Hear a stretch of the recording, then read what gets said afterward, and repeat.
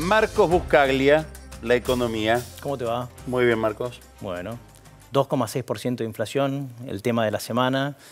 ¿Qué significa? Creo que lo que más básicamente asustó al Banco Central del Gobierno es que lo que llama la inflación núcleo fue el 2,3%. Para que la gente entienda qué es la inflación núcleo, pues son conceptos como nuevos acá. La idea es, hay distintas definiciones en distintos países, pero el objetivo es sacar de la inflación aquellos elementos que son volátiles, y en el caso de Argentina le saca de la inflación los precios regulados, el gas, la electricidad, etc. Porque esos se tocan. Si yo te mostrara un gráfico de la inflación núcleo en Estados Unidos, es como el electrocardiograma de un muerto. No se mueve. En cambio, la inflación fluctúa, porque varía, no sé, la fruta, la verdura, la nafta, etc. ¿Sí? Esa es la idea. La núcleo venía a unos 7 más o menos, de repente sube 2,3. Yo creo que este es el elemento de preocupación por parte del gobierno. Ahora, un par de datos. Espera. Sí. Vos decís preocupación por parte del gobierno. Sí. ¿Es la misma la preocupación de Sturzenegger que la preocupación de la Casa Rosada? ¿Tienen objetivos distintos? Sturzenegger está mirando las elecciones como las mira Macri o como la puede estar mirando Mario Quintana o Marcos Peña. ¿Cómo ves eso? ¿El gobierno es un solo gobierno mirando la inflación? El Banco Central, a pesar de todo lo que se habla estos días, tiene independencia operacional, vamos a poner así. Eso de que van y le dicen a Sturzenegger no subas más la tasa, yo no lo creo. Ahora, el Banco Central, si se adecuara a lo que es la Carta Orgánica, en el fondo la Carta Orgánica te dice estabilidad de precios y estabilidad del empleo, o sea, tiene un objetivo de empleo, con lo cual los bancos centrales también miran a veces de no ser demasiado contractivos si se afectan la economía. ¿Me explico? Con lo cual, en el fondo, los objetivos son los mismos, es bajar la inflación con el menor, digamos, costo para la economía. 17 es difícil de cumplir ya a esta altura, la verdad. La inflación yo creo que va a bajar a mayo a 1,5 más o menos. Tenemos una sola suba de tarifas en mayo, que es la de agua, 23% el agua. Y después de junio, pero después de junio a diciembre, para meter la inflación en la meta, tiene que ser de 0,8 mensual. Es difícil. ¿Y vos crees que Sturzenegger sigue pensando, creyendo en una inflación a fin de año de 17%? Yo creo que, digamos, me da la impresión de que la meta no la van a cambiar, pero probable que no la cumplan, digamos.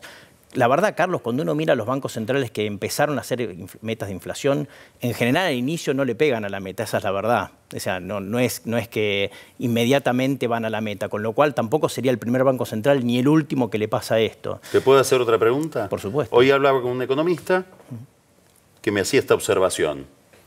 Fíjate que el gobierno reajustó las metas fiscales que se había planteado el primer año, porque hubo que incorporar a esa meta fiscal el mayor gasto en jubilaciones por la ley de reparación jubilatoria, porque hubo programas de subsidios a las pymes que tampoco estaban contemplados.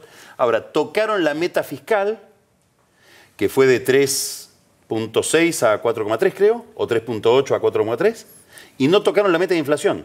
O sea que ahí es donde chinga el programa, si es que hay un programa.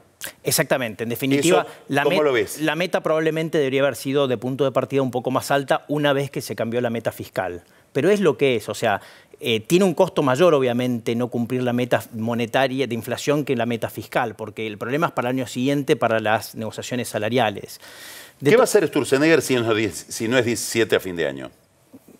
¿Cambia la meta? ¿Dice me equivoqué? No, yo creo que básicamente sí, la meta, como te digo, muchos bancos centrales no cumplen la meta en el año y nadie se muere, digamos. Obviamente es una pérdida de credibilidad, pero yo creo que no es una pérdida de credibilidad tan grande como digamos, no es una pérdida de credibilidad gigante. Esto nuevamente pasa muchas veces al inicio de los programas de metas de inflación, sobre todo cuando era una meta tan agresiva y todo el mundo sabe que era agresiva. ¿Puedo seguir preguntando? Por supuesto. ¿Qué pasa con el dólar en relación con esta nueva inflación? Ahí está. Ellos, si quieren, pueden poner la inflación cerca de la meta. Nosotros hicimos un cálculo así. Para eso necesitas el tipo de cambio, ponele 14,8, entre 14 y 14,5 y 15 a fin de año. O sea, ese es el problema. El problema es que vos decís, bueno, no, vamos realmente a poner la inflación en la meta. Como el mecanismo de transmisión más importante que tiene el Banco Central para bajar la inflación es que el tipo de cambio esté apreciado, necesitas llevar el tipo de cambio demasiado apreciado. Imagínate, con la inflación que falta de acá a fin de año, el tipo de cambio a 15 seríamos mucho menos competitivos de lo que somos ahora. No creo que lo hagan, no creo que lo hagan. Como te digo, yo creo que el Banco Central mantiene independencia operacional, no es que le van a decir no subas la tasa, pero no creo que la vayan a subir mucho más como para meter el tipo de cambio tan apreciado que meta la inflación dentro de la meta, ¿se entiende? No te interrumpo más con preguntas, sigamos. Bueno, ahora un par de buenos datos, déjame, porque si no... si mirás la inflación año contra año ya está en el 27,5, pensá en el punto máximo llegó al 43. Si, digamos, los datos se dan, la inflación va a ser 1,5 más o menos en mayo y después probablemente, como no hay suba de tarifas entre junio y octubre, para esos meses va a estar cerca del 22% la inflación. 22%, o sea que el gobierno puede decirte, bajamos la inflación a la mitad. No está en el 21-22% desde 2011 la inflación. Entonces es un dato, me parece, relativamente bueno. Creo que, como digo, no van a cumplir la meta. Yo creo que la pueden llegar a poner un poco por debajo de 20. Eso es factible hacerlo sin mucho costo. No creo que vayan a llegar hasta el 17. Hay otra forma más fácil de bajar los precios. Yo no sé si ya firmaste la petición o no la firmaste. Estuve buscando, me olvidé de comunicarme con Piñanelli, que era el más enfático promoviendo el... Porque hay una propuesta, no sé si habrás visto, básicamente de Massa. Por eso, ¿sí? Que Piñanelli es el mayor difusor de bajar básicamente el precio. Él pedía que por firmas uno firmara y fuera a los supermercados y con una gran cantidad de firmas uno... No vi la cuenta, pero creo que son varios millones ya que firmaron. La idea es, yo no sé cómo no se me había ocurrido antes, pero la idea es básicamente bajar el IVA. Que no sea todo el mundo, porque si vos bajás los precios por una firma, firmando un petitorio, ¿cómo no firmó todo el mundo? No entiendo. Hay gente que no les cree. No, por cierto, no chequeé, pero supongo que debe estar en varios millones ya el apoyo. Lo gracioso, es básicamente la medida para explicar a la gente es bajarle el IVA y algunos otros impuestos a 11 productos de la canasta básica, más otras medidas de control a los supermercados, de que ponen la góndola, etcétera, etcétera. La primera respuesta fue la de Alfonso Pratgay, que dijo, ojo que esto ya está, porque en realidad hay una medida de devolución de IVA ¿sí? A la gente, a los jubilados y a la gente que recibe planes sociales, donde le devuelven 15 puntos del IVA.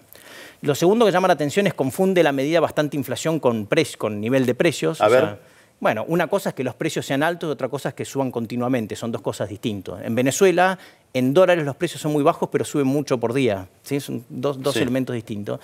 Tercero, nadie, yo creo en el mundo moderno, ya se sabe que subsidiar la oferta no tiene sentido, porque si vos le eliminás el IVA, te terminan subsidiando la leche, el pan, a vos también.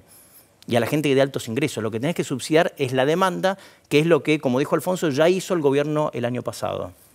¿Sí?